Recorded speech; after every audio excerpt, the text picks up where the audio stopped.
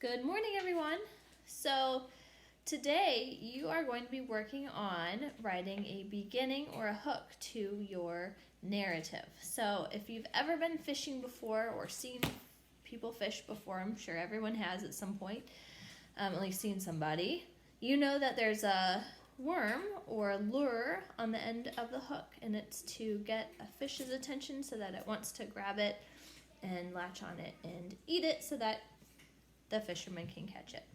So that's what a hook is. And when you have a hook in a story, it's a beginning that's so interesting that it hooks the reader to want to read the rest of the story. So I'm going to start by reading a narrative, since I've read narratives in all the other videos that we've made. And this one is called The Relatives Came. So you can sit in this chair. So what I want you to do as I read this is to be thinking about how does this author hook the reader to want to read more? And also, I want you to be thinking, why is this a narrative? I can't see. How did I pick this story?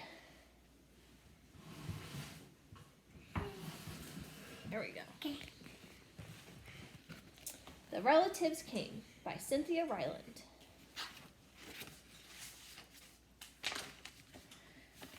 It was in the summer of the year when the relatives came. They came up from Virginia. They left when the grapes were nearly purple enough to pick, but not quite. And I love the illustrations in this book. They had an old station wagon that smelled like a real car, and in it they put an ice chest full of soda pop and some boxes of crackers and some bologna sandwiches, and up they came from Virginia. They left at 4 a.m. when it was still dark, before even the birds were awake.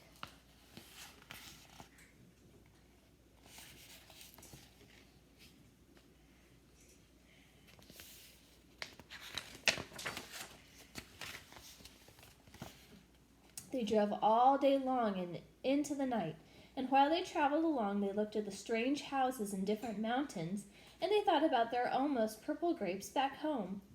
They thought about Virginia, but they thought about us too, waiting for them.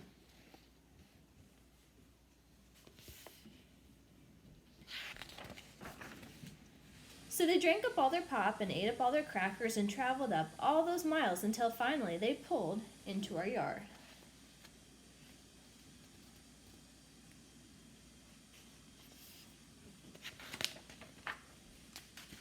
Then it was hugging time. Talk about hugging.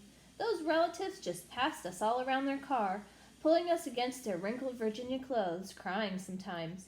They hugged us for hours.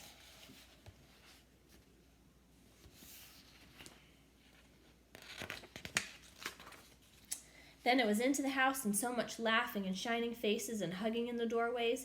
You'd have to go through at least 4 different hugs to get from the kitchen to the front room. Those relatives.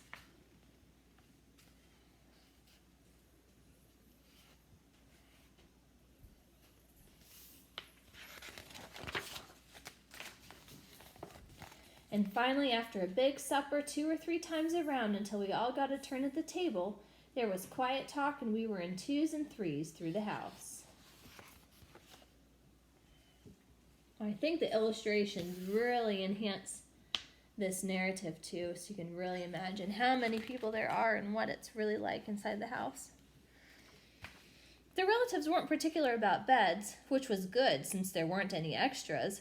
So a few squeezed in with us, and the rest slept on the floor, some with their arms thrown over their closest person, or some with an arm across one person and a leg across another. It was different going to sleep with all that new breathing in the house. I love that description, all that new breathing.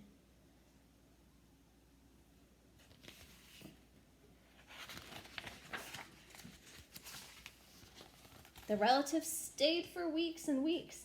They helped us tend the garden and they fixed any broken things they could find.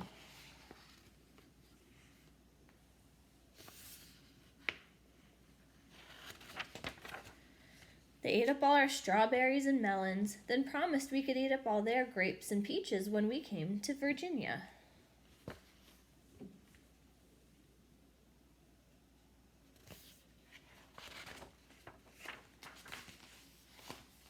But none of us thought about Virginia much. We were so busy hugging and eating and breathing together. Look at Luna. Finally, after a long time, the relatives loaded up their ice chest and headed back to Virginia at 4 a.m. We stood there in our pajamas and waved them off in the dark. We watched the relatives disappear down the road. Then we crawled back into our beds that felt too big and too quiet. We fell asleep. Look at Luna. You like the story too, Luna? Yeah.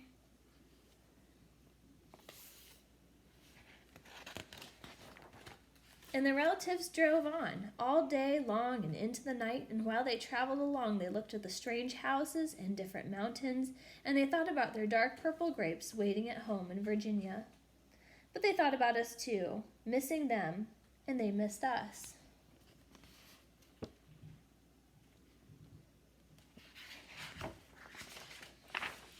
And when they were finally home in Virginia, they crawled into their silent, soft beds and dreamed about the next summer.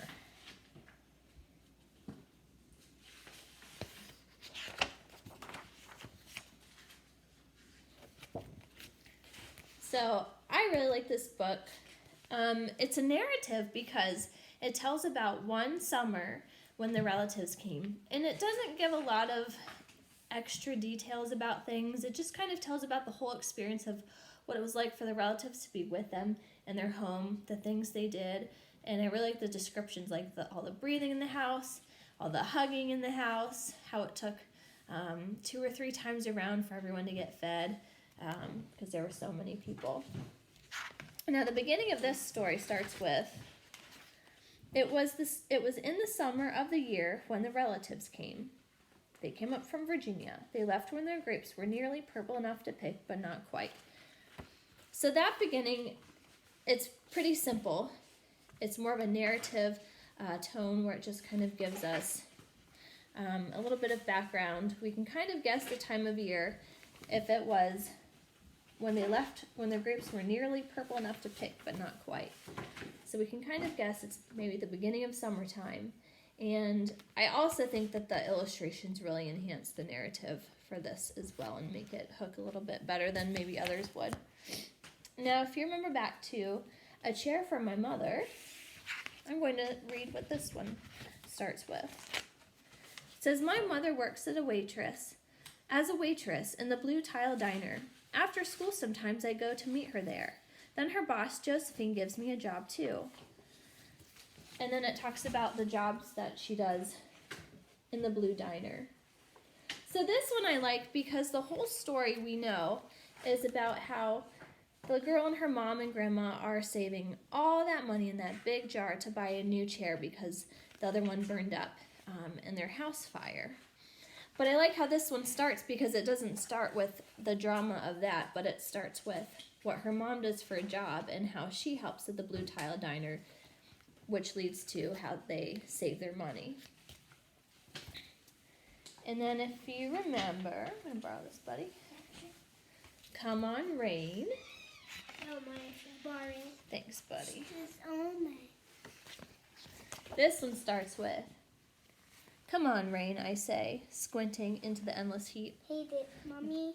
1 second. This is a really good way to start a narrative with dialogue. Come on, Rain. So that right away leaves us wondering, why is she saying, come on, Rain? We already know it's really hot, and so we're kind of wondering what's going on, what is going to happen in this story. Then if you think back to Roller Coaster by Marla Frazee, I don't remember where that one got off to, so I don't have it with me at the moment. But I believe it starts with saying, like, there are so many people standing in this line waiting for the roller coaster. And I like that one, too, because it sets the imagery off in your mind right away, so you kind of know there's all these people in line. You can kind of get a picture of an amusement park, and then you kind of wonder what's going to happen in the story. Is somebody afraid of the roller coaster? Is somebody excited for it? What is going to happen? If you remember the narrative that I chose to write, which was about the last marathon that I wrote, I decided that I would start with, because when I wrote it before, I woke up at, 4:30 in the morning. But instead I decided to start it with, I'm standing at the starting line. My heart is pumping. I am so nervous I can hardly feel my legs. I feel like that is a stronger start than I woke up at 4:30 in the morning, because you already can get the imagery in your head of my heart pumping, I'm feeling really nervous, and then the reader is thinking, why is she so nervous? What starting line is she standing at right now? So I want you to think about how you can start your story off in an interesting way. It could be dialogue. It could be really rich imagery. You could start it a little bit before or after an event. A Chair for My Mother actually really starts after the fire, and then in the story she goes back to tell about it. So I want you to think about how you want to start your story to make it really interesting for the reader, and that's your job today. Think about making a hook, an introduction to your story. Happy writing. I have to tell them something Okay. else. So, remember when we read this book, I think when she says when she's sizzling like a hot potato, that's one of my favorites. Why is that one of your favorite parts? Because she says it and it makes me laugh sometimes. And Luna, we have a cat, and I just like this page. And I think that's a great thing, because if she's sizzling, and you actually picked out the right page, I'm impressed. Sizzling like a hot potato, that is an example of using really good imagery. Yeah. That's a simile, if you remember a simile. Mm-hmm. So she's sizzling like a hot potato, so we know how hot she is, and it's just excellent imagery. Yeah, we'll get her off the counter. Okay, happy writing.